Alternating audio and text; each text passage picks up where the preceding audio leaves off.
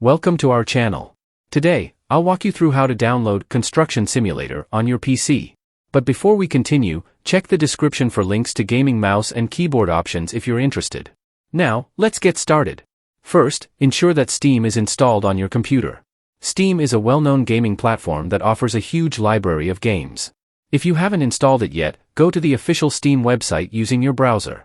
Click the Install Steam button in the top right corner and follow the instructions to install the Steam client. Once Steam is installed, open the application. If you don't have a Steam account, you'll need to create one. Click on Create a Free Account and enter the required details, such as your email address and a secure password. After setting up your account, log in to access the Steam interface. Next, find the search bar at the top right corner. Click on it and type Construction Simulator.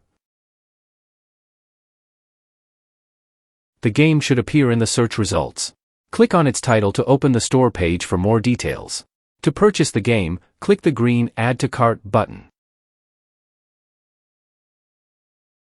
Once you've bought the game, go to the Library tab at the top. You will see Construction Simulator listed among your games. Click on it to open its library page, and then press the Install button.